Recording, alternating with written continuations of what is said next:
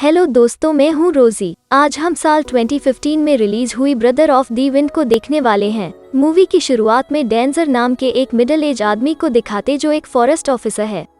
वो अल्प्स पर्वतों के जंगलों में काम करता है और वहाँ की वाइल्ड लाइफ की देखरेख भी करता है। डेंजर हमें एक बहादुर चील और उसके दोस्त की कहानी सुनाता है। 1960 में इन जंगलों में चील की एक जोड़ी रहा करती थी। उनके अंडों में से 2 बच्चे निकलते हैं। डेंजर के मुताबिक ये जोड़ी अपनी जाति के किंग और क्वीन थे, यानी इनके बच्चे सिंहासन के वारिस हैं, लेकिन इनमें से केवल एक ही किंग बन सकता है। इसी कारण बचपन से ही दोनों बच्चे एक दूसरे को अपना दुश्मन मानते हैं। इनका पिता काफी ताकतवर होता है, जिसकी वजह से उसके कई दुश्मन भी होते हैं। इसी तरह वो अपने बच्चों को पाल रहे होते हैं। एक दिन अचानक से उन पर एक दुश्मन हमला कर देता है और फिर दुश्मन से लड़ते लड़ते किंग पिता नीचे गिर जाता है और जमीन पर पत्थर से टकरा कर मर जाता है। इनकी मां जानती है कि किंग वापस नहीं लौटेगा, इसीलिए वो अकेली बच्चों को पालने लगती है। पर्वत के दूसरे भाग में डेंजर मरे हुए ईगल को देखता है और कुछ देर बाद उसकी मुलाकात केलर नाम के एक शिकारी से होती है। केलर और उसका बेटा लूकस पर्वत पर एक छोटे से घर में रहते हैं। बाप बेटे के बीच के संबंध कुछ ठीक नहीं लगते। लूकस ने मां के मरने के बाद पिता केलर से बात करना ही बंद कर दिया था। लूकस को अपनी मां की बहुत याद आती है, लेकिन केलर ना तो उसकी फीलिंग्स को समझता है और ना ही उसको प्यार देने की कोशिश करता है। फिर लूकस अपने पुराने टूटे फूटे घर में जाता है जहां वो और उसके पेरेंट्स रहा करते थे। अब अपने पिता का प्यार ना पाकर लूकस बहुत ही दुखी रहता है और अपनी फैमिली की पुरानी फोटोज को देखकर अपनी मां को बहुत याद करने लगता है। दूसरी तरफ किंग के मर जाने के बाद क्वीन बच्चों को पाल पोष कर बड़ा करती है।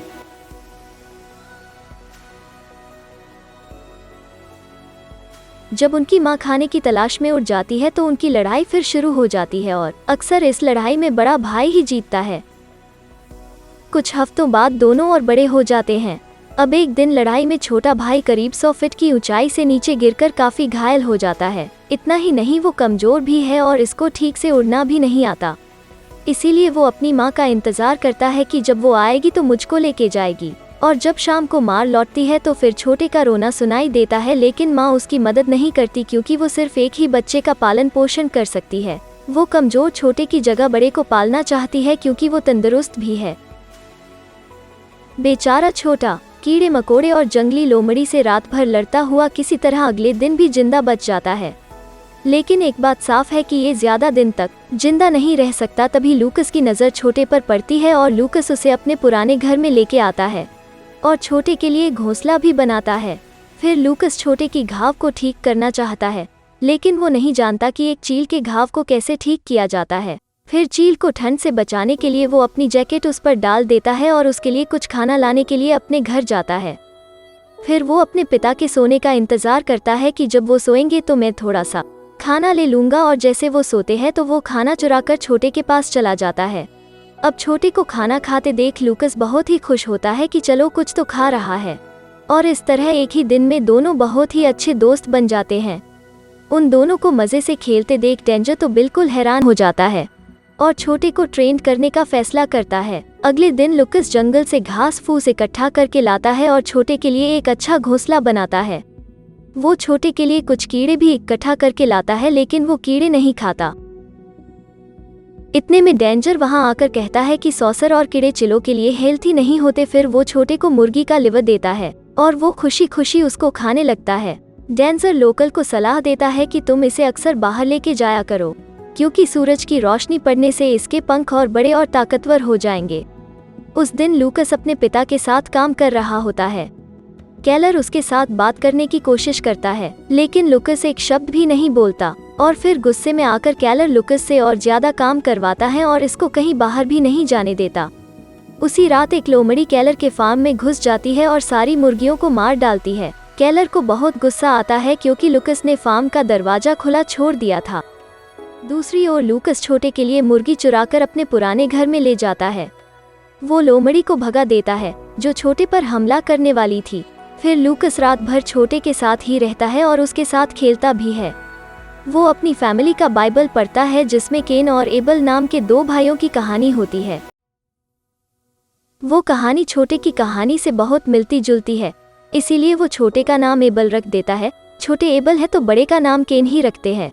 वहाँ केन की माँ वसे उसे पर्वतों पर राज करने की ट्रेनिंग दे रही होती है। यहाँ लूकस एबल को उड़ने की ट्रेनिंग देना चाहता है, लेकिन उसे इस बारे में कुछ नहीं पता और इस कारण लूकस सफल नहीं हो पाता। एक दिन वह एबल को ट्रेन कर रहा होता है कि डेंजर वहाँ पर आ जाता है। वो लूकस से कहता है कि तुम गर्मी के मौसम में मेरे साथ रहने आ जाओ, मैं तुम्हें सिखाऊंगा कि इस चील को कैसे ट्रेन करना चाहिए।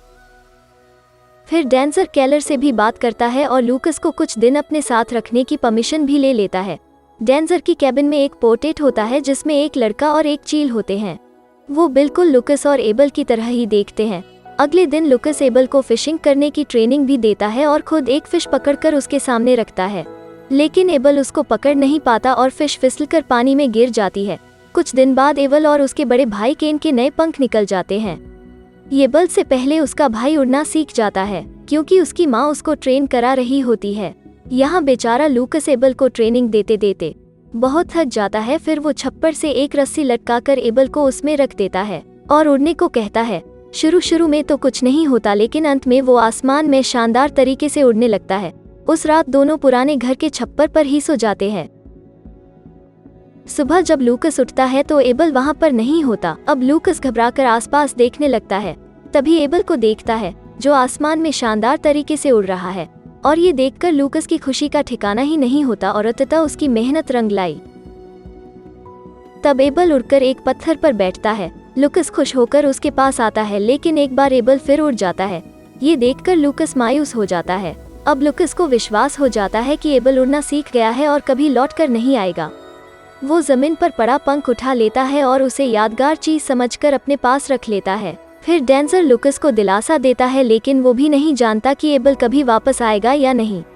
उधर एबल जंगल में एक सांभर का शिकार करने की कोशिश करता है, लेकिन 2-3 सांभर मिलकर उसे घायल कर देते हैं और वो शिकार में सफल नहीं हो पाता। जंगल में उसकी जिंदगी बहुत मुश्किल से भरी होती है।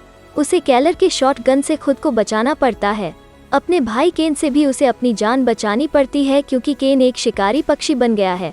अगले कुछ दिन लूकस अपना सारा वक्त एबल को ढूंढने में निकलता है। जब वो नहीं मिलता तो लूकस लगभग हार मान चुका होता है, लेकिन एक दिन एबल उसके पास लौट आता है। अब लूकस को समझ आ गया कि जिंदगी में कभी उम्मीद नहीं खोनी चाहिए। लूकस एबल के पंख को कुछ पत्थरों के बीच में सजा देता है और उसके साथ घर लौट आता है। डेंजर प्रॉमिस करता है कि वो एबल को शिकार करना सिखाएगा। वो ट्रेनिंग की तैयारी कर ही रहे होते कि केलर वहां पर आ जाता है। अपने पिता को देखते ही लूकस वहां से भाग जाता है। केलर कहता है कि वो मेरा बेटा है और तुम इतने दिनों से उसे अपने साथ क्यों रख रहे हो। फिर डेंजर और लूकस मिलकर कुछ जुगाड़ करते हैं और एबल को तेजी से शिकार करना सिखाते हैं। शुरू में तो असफल रहते हैं, लेकिन आखिर में वो सिद्ध कर देता है कि वो एक का समझदार पक्षी है। अब ट्रेनिंग अच्छी चल रही होती है, लेकिन डेंजर लूकस को समझाता है कि एबल एक जंगली पक्षी है और इसे एक न एक दिन वापस जंगल जाना ही होगा। कुछ दिन बाद वो एबल को सबसे ऊंचे पर्वत की चोटी पर लेके जाते हैं। लूकस उसे अलविदा कहकर उसके पैर में छोटा सा रिंग पहनाता है और चील उड़ जाता है। जब जाड़े का मौसम आता है तो एक बार फिर से एबल शिकार भी नहीं कर पाता। वो खरगोश का शिकार करने की कोशिश करता है, लेकिन बहुत ज्यादा ठंड और बर्फ गिरने की वजह से शिकार करना नामुमकिन सा हो जाता है। लेकिन बहुत संघर्ष करने के बाद वो एक जानवर को पानी में डुबोकर उसे अपना शिकार बना ही लेता है और वक्त के साथ साथ वो खुद के लिए शिकार करना सीख जाता है। इसी बीच लूकस रोज अपने दोस्त एबल को याद करता है। केलर जंगली जानवरों को पकड़ने के लिए ट्रैप लगाता है, लेकिन लूकस जानवरों को बचाने के लिए सारे ट्रैप्स निकाल देता है। एक दिन वो उस पत्थरों के पास जाता है जहां उसने एबल का पंख लगाया था। वहां वो एबल के बारे में सोचता है और वही सो जाता है। जब वो जागता है तो उसके बहुत पास एक भेड़िया खड़ा होता है। अब लूकस घबराकर भागता है, लेकिन लूकस का पैर एक ट्रैप में फंस जाता है। लेकिन खुशकिस्मती से डेंजर वहां पास ही होता है और लूकस की चीख सुनकर उसकी मदद के लिए वहां पर आ जाता है। वो अपने राइफल से भेड़िए को डराकर भगा देता है और लूकस का पैर ट्रैप से बाहर निकाल देता है। इसी बीच एबल उस जगह पहुंच जाता है जहां वो पैदा हुआ था। वो अपने भाई केन से मिलता है जो अब बहुत बड़ा और ताकतवर शिकारी बन चुका है। अभी भी इन दोनों के बीच तनाव चल रहा है। वे दोनों मिलकर शिकार करते हैं और फिर मांस के लड़ते हैं। एक दिन डेंजर लूकस को ब्रदर्स ऑफ विंड की कहानी सुनाता है, जो केन और लेवल की कहानी से मिलती जुलती है। लूकस पूछता है कि आपकी इस कहानी के अंत में क्या होता है। लेकिन डेंजर बताता है कि आखिरी पन्ना पढ़ने के बाद भी हमें कहानी का अंत पता नहीं चलेगा। और फिर अपने एक अभियान के दौरान डेंजर एबल और केन को दिखता है, जो एक डाल पर शांत बैठे होते हैं। ऐसा लगता है कि इनके बीच की लड़ाई बिल्कुल खत्म हो गई है। उधर लूकस अपने पिता को छोड़कर पर्वत के दूसरी ओर जाने का फैसला कर लिया है। फिलहाल तो लूकस अभी उनके पुराने टूटे फूटे घर में ही है और वो वहां से जल्द ही निकलने वाला है। तभी कैलर वहां आकर लूकस को माचिस की तीली जलाने के लिए कहता है और अब फ्लैशबैक में दिखाते हैं कि उसने गलती से पूरे घर में आग लगा दी थी और इसी दुर्घटना में लूकस की मां जलकर मर गई थी। अब कैलर तीली जलता है तो लूकस घबराकर बाहर भाग जाता है और उन पर्वतों के बीच कहीं छुप जाता है, लेकिन कैलर उसका पीछा करता है और कुछ देर बाद लूकस एक पर्वत पर चढ़ रहा होता है कि अचानक उस पर पत्थर गिरने लगते हैं और वो नीचे गिर जाता है। तभी बिजली गिरती है और वो बेहोश हो जाता है। अब एबल वहां आकर उसके इर्द गिर्द उड़ने लगता है। कुछ टाइम बाद कैलर लूकस को ढूंढ लेता है और अपने पूरे बर्ताव के लिए उससे माफी मांगता है। लूकस पहली बार अपने पिता से बात करता है और एबल का नाम लेता है। जब उस जगह से निकलते हैं तो देखते हैं कि पास में एक पत्थर के नीचे एक चील मरा पड़ा है। अब कुछ साल बीत चुके हैं और अब कैलर लूकस के बीच कोई तनाव नहीं है। वे आग जलाने के लिए कुछ लकड़ियां लेकर पर्वत पर चढ़ रहे होते हैं। लूकस कहता है कि मुझे ऐसा फील हो रहा है कि एबल यही कहीं है। लूकस को विश्वास है कि एबल जिंदा है और एक दिन वो जरूर आएगा, लेकिन कैलर की ये राय नहीं है। वो बताता है कि पत्थरों के बीच जो चील मरा पड़ा था वो एबल ही था और लूकस को समझाता है कि तुम अपने झूठी उम्मीदें छोड़ दो। तभी अचानक किसी चीज पर कैलर का ध्यान जाता है। वो बोलना बंद करता है और लूकस से कहते हैं कि तुम अपना हाथ आगे बढ़ाओ। लूकस थोड़ा कंफ्यूज होता है, लेकिन फिर भी कैलर की बात मानता है और आगे जो होता है उससे लूकस बिल्कुल हैरान और साथ ही बहुत खुश भी होता है। ना जाने कहां से उड़कर एबल लूकस के हाथ पर बैठता है। तब बताया जाता है कि जो पत्थरों के बीच मरा पड़ा था वो एबल का भाई केन था। लूकस का मन उमंग से भर जाता है, लेकिन वो समझ गया कि एबल को हमेशा के लिए अलविदा कहने का वक्त आ गया है। वो एबल के पैर से रिंग को निकाल लेता है और उनको बिल्कुल आज़ाद कर देता है। कुछ ही पलों में एबल आसमान में बहुत ऊंचाई पर उड़ने लगता है और अंत में दिखाते हैं कि एबल और उसकी मादा चील अपने घोंसले में अपने बच्चे के बाहर निकलने का इंतजार कर रहे होते हैं और इसी के साथ मूवी यही खत्म होती है। तो दोस्तों, अगर मूवी अच्छी लगी हो या एक्सप्लेनेशन अच्छा लगा हो तो वीडियो को लाइक दो और चैनल को सब्सक्राइब करना बिल्कुल मत भूलना। Thanks for watching.